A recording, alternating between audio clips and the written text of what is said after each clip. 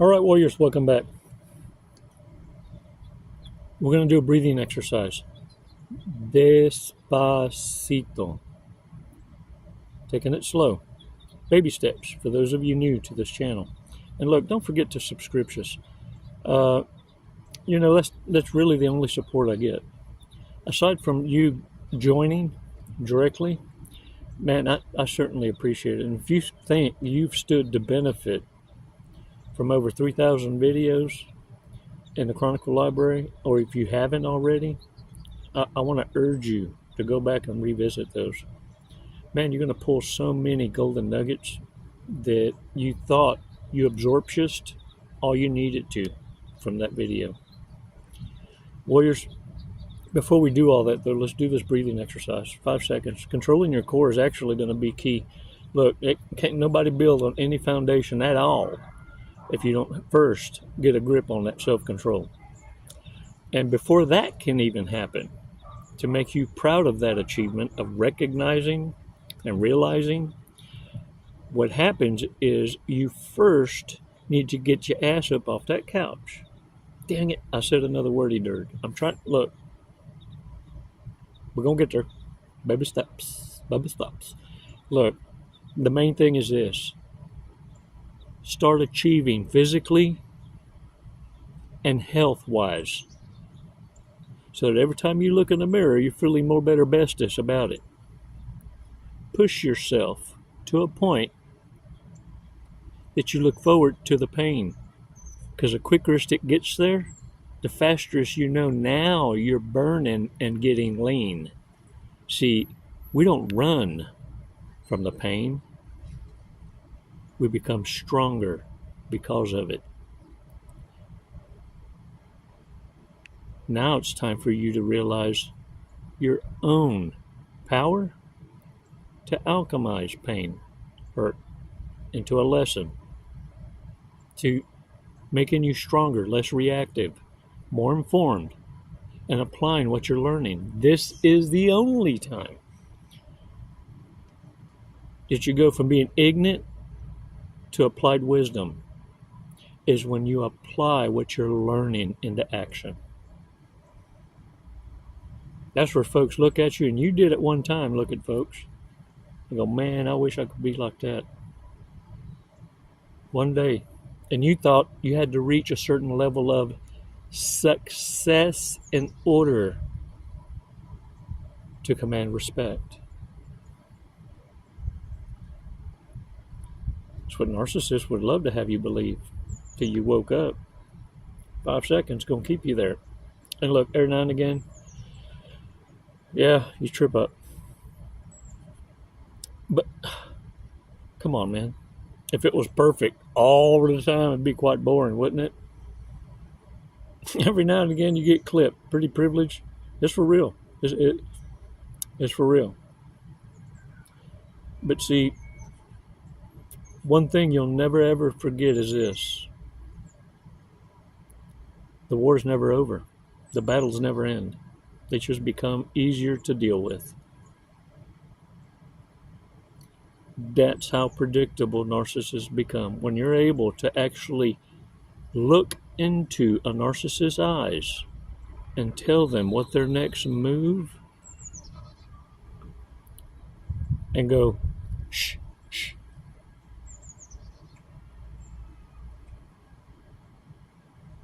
Don't freak out. Just leave. 5 seconds, warriors. Because what I need you to do is control your reactiveness. Stop being so dang explosive. 5 seconds is going to get you to get you back in your lane. 5 seconds, come on.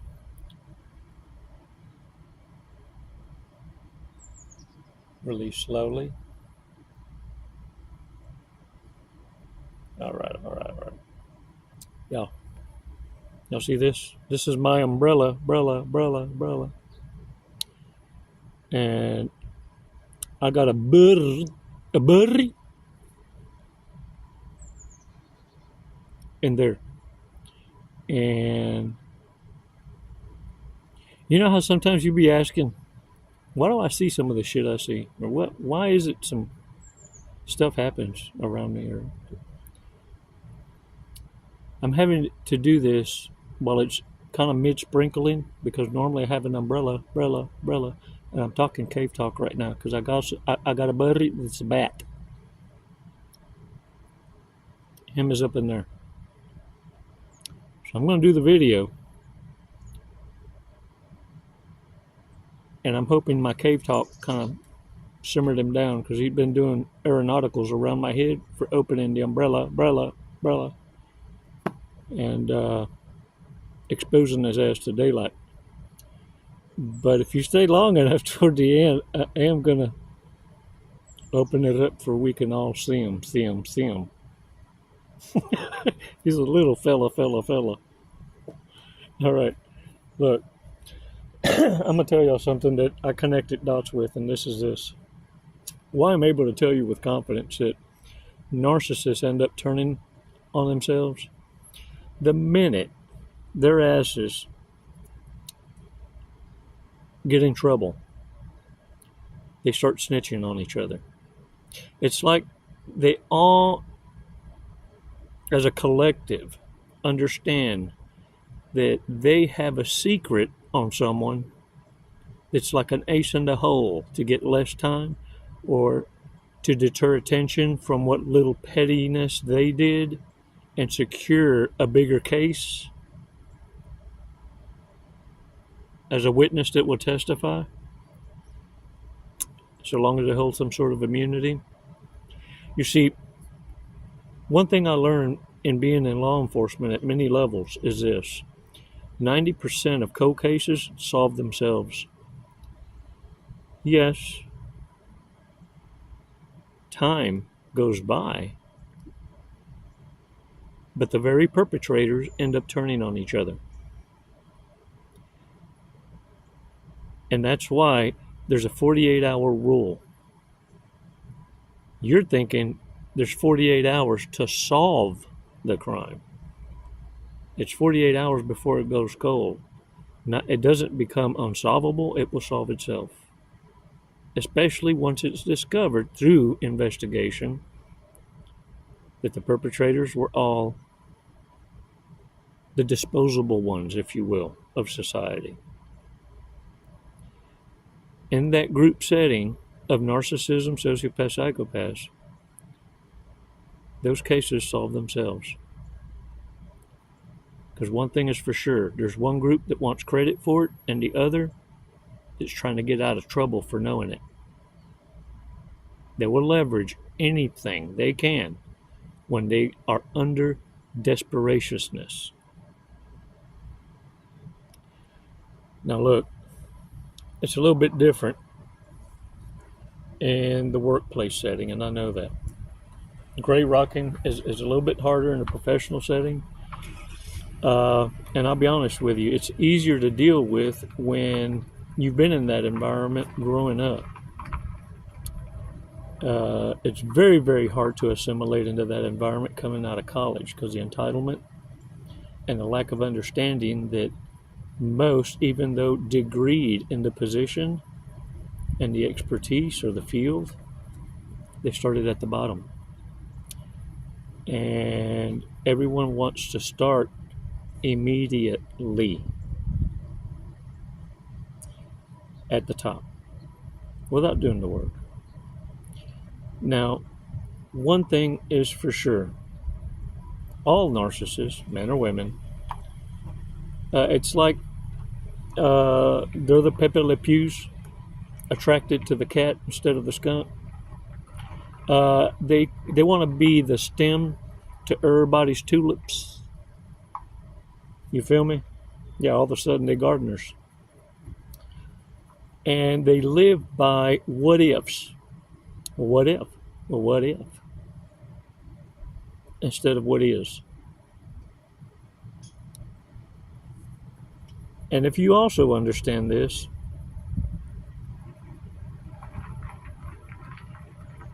this is the life of the narcissist. When they say never being satisfied, the bucket's got holes in it. when your life is good enough to be sad about it. That's depression.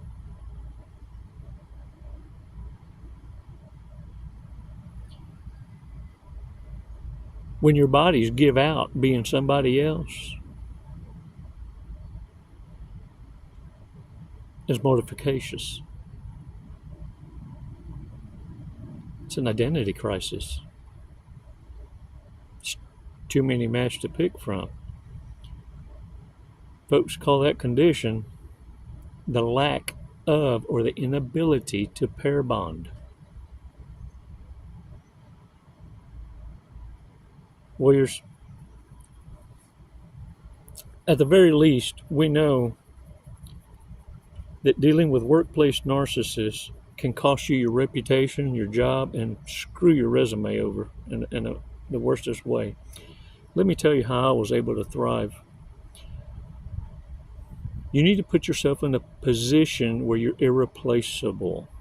So you need to focus on your game. You need to become the expertise, the master of whatever level it is that you applied for, and apply yourself. Become champion in such a way that it would put the narcissist in a position that if you were ever to leave, they would also be dismissed. That they would feel the impact of their own fury if they showed rage against the machine. When you're able to do this, and look, I did it for 14 years with one dude. I mean, high-functioning ultra. Starved for money. I mean, this dude, but let me tell you, the respect that I earned was becoming 1/3 of the profit margin for the entire company's bottom line. So about once a year, he was good for throwing a fit. And I quit. And each wait about 30 days or so, sometimes just 3 weeks, send a flying monkey to come and referee a return. And he always knew it was going to cost him a 2%, 3% commission hike on all my sales. I would not lose my seniority, and I got a sign-on bonus. Had to be labeled on the check for pain and suffering.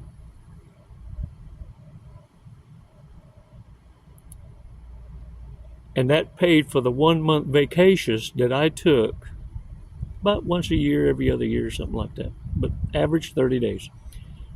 So I was able to triple my money in 14 years staying with the same company as if I was moving from one company to another, because the threat was real in his eyes. Folks was calling to verify, is Chico a free agent?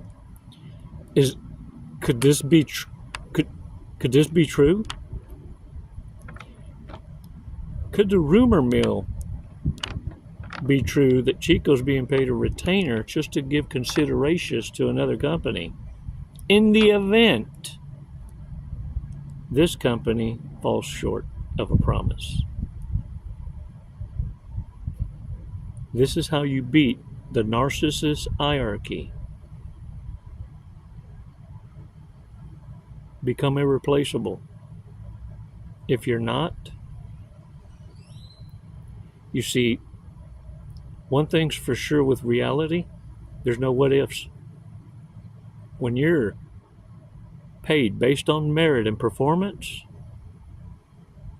it screams who's who. And this is why narcissists are caught in a crossroads. There's no worst environment for a narcissist to have to be able to hold back rage, because it costs them every time. And my way of saying, I know what you're doing, I know who you are, was that sign-on bonus check. That's that extra Because at the end of every year, we also went hunting on his dime. If I'm lying, I'm dying. If he's watching, he's laughing because he knows it's the truth. But you know what? Narcissists have their place in the hierarchy as well. Combined as a team in the corporate arena now, we were able to grow a company from $50,000 a month to over $1 million a month.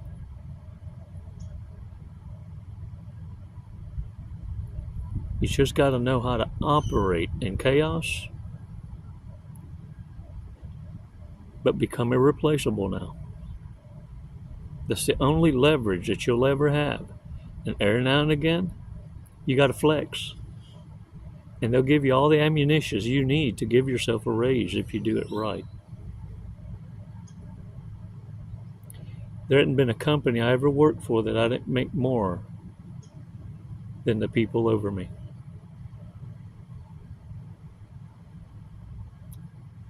I don't talk about it. I prove it. Focus. Do what you do best. And if you're not giving it your best and your heart ain't in it, you in the wrong job. This is why narcissists feel threatened with you. You can make the decision to totally change career paths and succeed. For you, it's an experimentatious. Find your delight. Narcissists are stuck in the machine, and they have to tolerate each other's incompetence. That's why they want to make your life miserable. And they're willing to tell you about how many people have come and gone, come and gone, come and gone.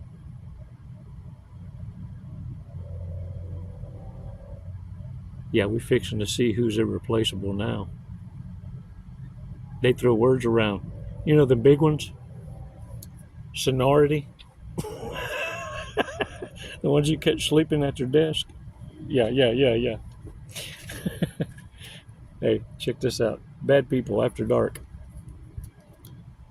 Ain't no telling what's going to come out of here. Most likely to start a vicious rumor. Wow. Most likely to get elective plastic surgery.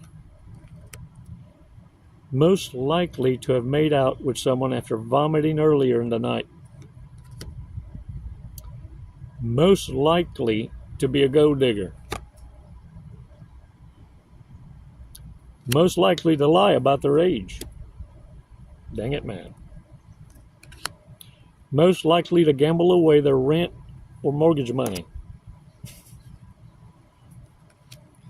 If we checked everyone's internet search history, whose would be the most unsettling?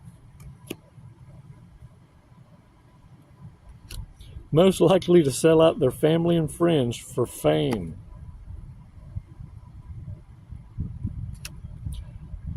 Most likely to have a midlife crisis.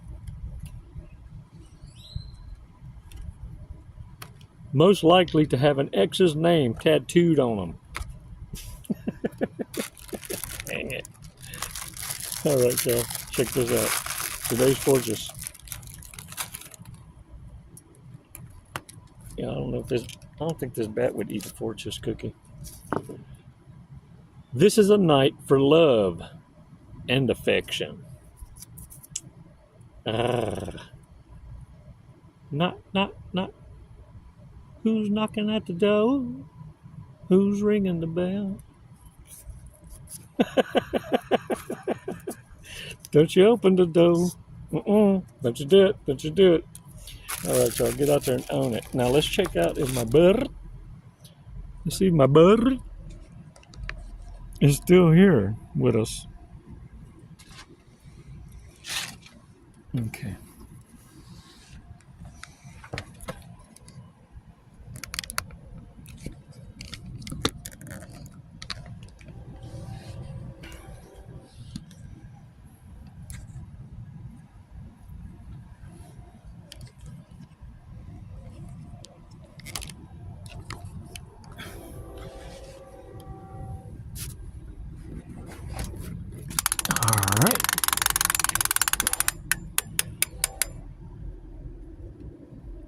Y'all see my bird? There's my bird. There's my bird. Hello, bird. Okay. Him can go night-night now. I hope y'all can see. Yeah, he's cool. He's cool. He's cool. He's cool. Him go night-night. See, y'all be thinking I'm bullshitting. So, me and him's got to talk about my umbrella. Oh, he gonna pay some rent? Cash, grass, or acid. Ain't nobody sleep on Chico's front porch for free. Can I get a what? I'm wrong for that. All right, y'all get out there knowing it, man. It's never goodbye. It's always until next time. Namaste. Whew. All right, y'all. Let me see if my buddy is still in here. Oh yeah, he is. Hello, buddy. Oh, how are you? How are you, my buddy?